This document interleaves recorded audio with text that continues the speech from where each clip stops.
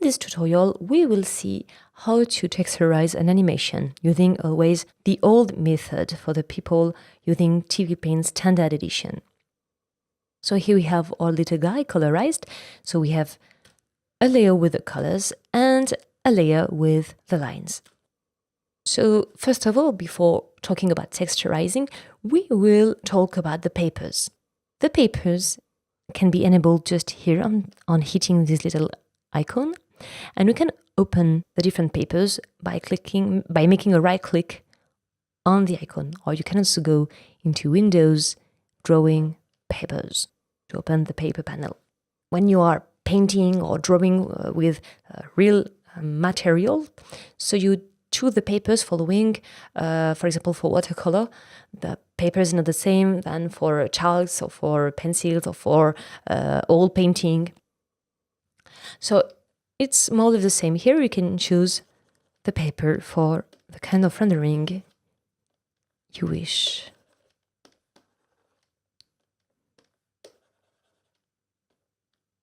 So it works a little bit like a mask, like a stencil.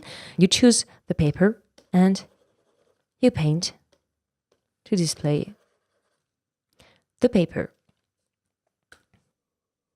You have a lot of options available here. So to explain this function, I will use the most useful paper in the world, which is the TVPaint paper. And a fill rectangle. Okay, so here is the paper by default. Can, for example, lower the hardness. I can lower the size, and so the pattern will be repeated. Or I can increase the size, and then the pattern will be very big. I can change the angle. I can flip the X-axis or the Y-axis, or both. And I can also invert the papers and having new bunch of renderings.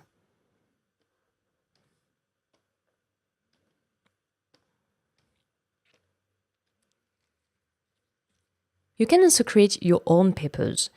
To do so, actually it's really simple because you can create a paper from TVPaint, for example, or from something you've imported in your TVPaint.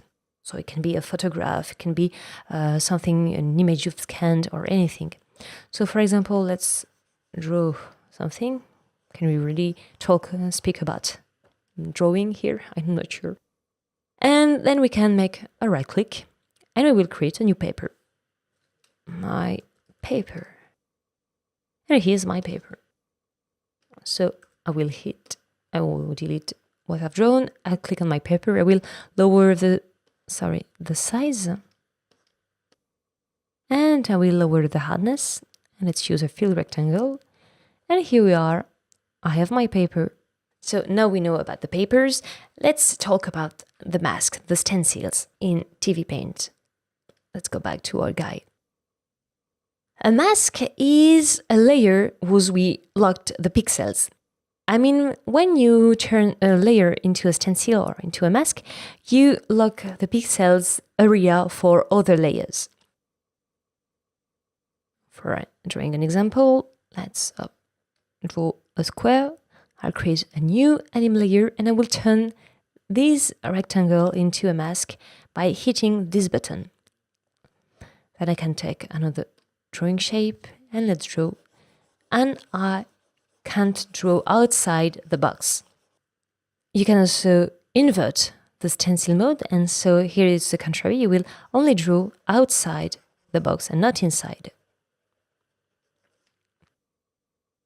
And if you click a third time, then you can draw everywhere, no limits. By the way, stencils are still active when you disable the layer. So if I disable the layer, but I enable the stencil mode, I won't be able to draw outside the box. By the way, when a layer has been turned into a mask, you can draw inside this layer. There is even a little one pop-up that explains you what you've done wrong.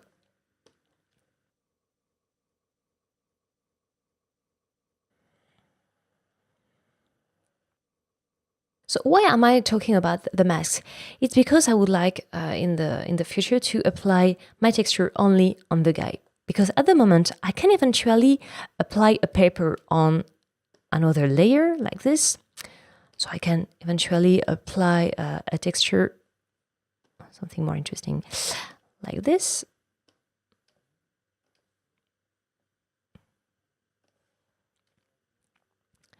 I can even, for example, and I can then playing with the different layer blending modes, like erase. And here my guy, and don't forget to use the pause behavior hold, yes. And here my guy will be textured like this. But that's quite problematic because when I'm using the erase mode, it means I erase the pixels from this layer and all layers below. So if I have a background, I will also erase a little bit the background. That's not very interesting in this case. So that's why I'm talking about the stencils and about the mask. Because when, for example, you want to apply a texture on this color area, you will turn the color area into a mask and you will stamp the layer with texture on the layer with the flat colors. Let's show you. Okay, so here I have my original texture. Don't forget to use the pause behavior hold. And let's turn this layer into a mask like this. And now I can take this and put it on this layer. And then I have this function that appears. So we have a possibility to replay with the blending modes here. The stamp function, it's a little specific to explain. I will show you an example to be clear. And you can also erase source, so the source will disappear if you check this box and then apply the merge layer.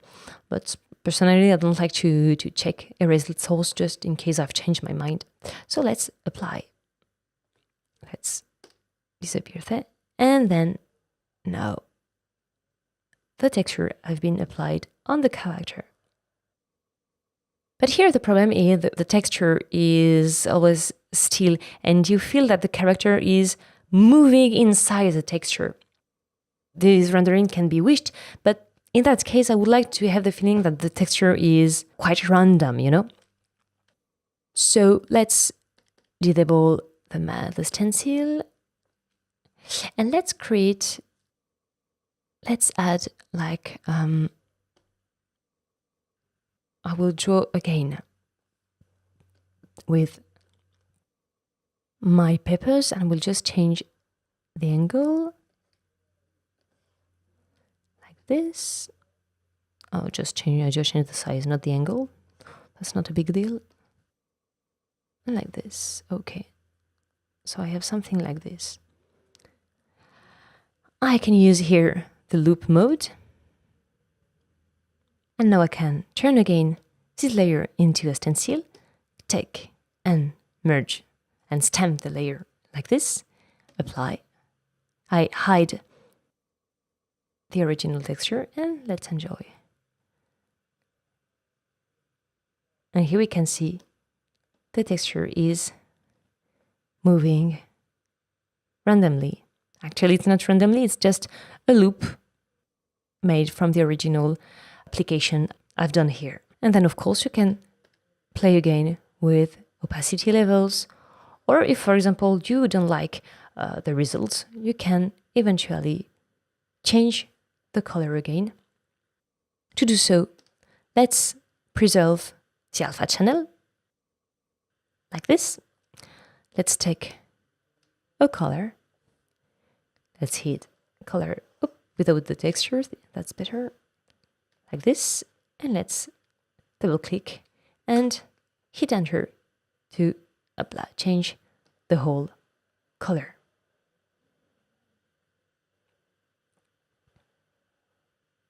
So you'll notice the difference between preserving the alpha channel and turning a layer into a mask. When you preserve the alpha channel, you will change the alpha channel, so different levels of opacity on the existing pixels. And you will do this change on the current layer. You won't affect the other layers. And when you enable the stencil mode, the mask mode, you affect not the current layer, but the other layers. That's important to make the difference between both. And so, last but not least, I was talking about the stamp mode. So to explain the stamp mode, I will use a file. That works well here. So here we have a paper applied, like this. And here we have two colored squares, one with opacity at 100% and one with 60% of opacity. So if I take now this paper and use the merge mode like this, if I hit stamp, it will stamp using the color I was currently using. And if I don't use the stamp mode, it will just merge the layers like this.